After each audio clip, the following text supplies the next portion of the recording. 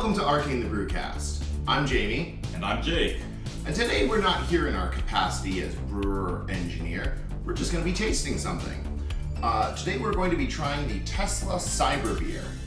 Now I do want to preface this by saying I am not a fan of Elon Musk. Really don't like the guy. Don't like who he platforms, don't like the websites he runs. But we're not really that kind of YouTube channel. So we're just gonna skip right past that and try the beer. There we go. Comes with 2 steins, which are like very geometrically shaped. Yeah, a triangle on the bottom, going to a hexagon on the top. I will say, these are characterized and sold as steins. This is a mug, right? It is, but it's ceramic. It's stone. Yeah, fair enough. It's just like, it looks like a mug. These bottles, they have slightly different colored labels, but they are the same beer. They're both an Imperial Helles Lager. Now, of course, this wasn't brewed by Tesla. It was brewed by Buzz Rock Brewing Company in California. It's an Imperial Helles Lager. Helles means pale in German. And generally a Helles Lager is a crisp, light, 5% malt-focused lager, as opposed to a Pilsner might be a little bit more like aroma hop-focused. So, Pils malt, noble hops, Hallertau Mittelfrühe, and Saaz. This is specifically an Imperial Helles beer. An Imperial is a style modifier that just means it's stronger than your standard examples of the style. A Helles is usually around 5%. This is 7%. I'm expecting it to be pretty crisp and not have much to hide behind. Mm-hmm. Yeah. Shall we get into it? Yeah.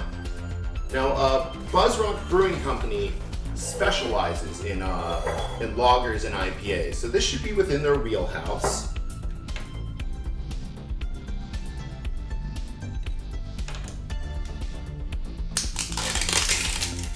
There we go. And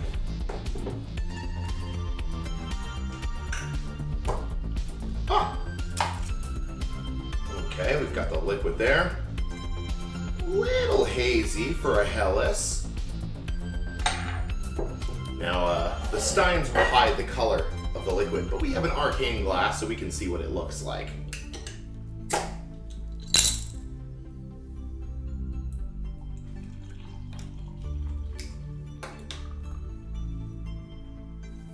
we go. I'll pour a little into the stein, each stein, so we can try somehow. I presume it was intended. A little bit of sediment there at the bottom. Like this fancy bottle wrap is kind of hiding it. But this is kind of a murky beer for a Helles Lager. Generally, with a Helles Lager, you want something real crisp and brilliant clarity. You should be able to read your newspaper through it. but as New Englanders, we can deal with a little haze. True.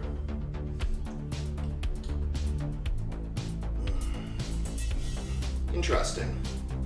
As you would expect from a Helles Lager, it's definitely got malt front and center. There's enough hops to balance it. I am getting some distinct oxidation. Mm-hmm. It definitely tastes oxidized, both the malt and the hops. You get like that slight sort of raisin bran sort of flavor in a beer like this when it oxidizes.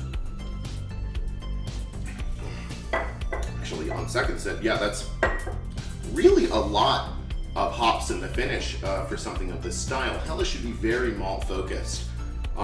It's the right hops, Hallertau Mittelfrühe and Saaz, but it's a little bit in the finish for something like this. Let me bring this up to the camera, maybe get a better view of it.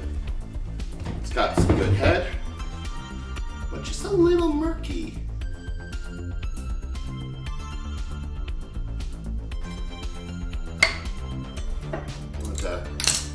I read online that the caps were rusted. Well, yeah, just a little bit.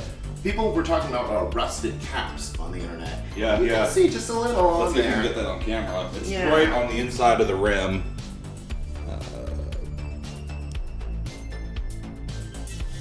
little bit of rust. Yeah. But you don't want any rust. No, generally you don't want any rust at all.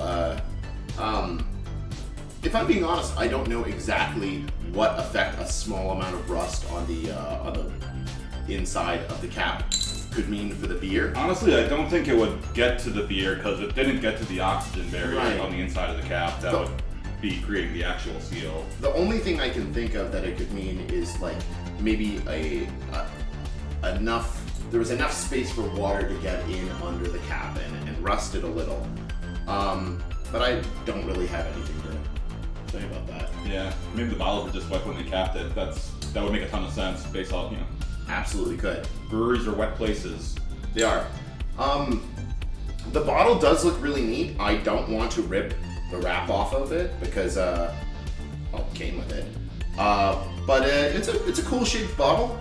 If you like cool shaped bottles, you could probably get them cheaper than $75 a beer. But hey, it's neat. If you like bottles with weird kind of angular geometric shapes or trucks with weird angular geometric shapes, hey, this might be the beer for you. Maybe. And these are pretty baller mugs. I'm really digging them. Yeah, I was being a little dismissive calling it a mug as opposed to a stein, but it's got some good weight to it. It's a good size. It looks cool. And the top is a hexagon. Yeah. These love hexagons. So, Imperial Helles is kind of an odd style. I mean, it's not a real style. You can Imperial anything and it doesn't make it like something people do. But if you are curious about trying an Imperial Helles lager, which is to say a strong, malt-focused, pale lager beer, might I suggest you go buy some malt liquor. Because it won't cost quite as much as this. You'll get a good strong malt profile with only light hops in the finish. And you'll get pretty drunk, which, I mean, this is still like a 12-ounce bottle. Maybe not the best bang for your buck, but Almost certainly not the best bang for your buck. Yeah, I guess we can say that pretty confidently. Yeah. In conclusion, if you're gonna buy a malt liquor, I really like Steel Reserve. It's very cheap, high gravity, and very strong, and you can find it pretty much in any gas station in the South. Thank you to my dad, who I love dearly, who provided us a bottle of the Cyber beer to try and get our impressions. Of course, we're leaving some for him as well. No thanks to Elon Musk, who I'm sure was not involved in the production of this beer, and if he was, I'd have more negative shit to say. Happy New Year. And Happy New Year. Except to you, Elon. Yeah, fuck you. Fuck you.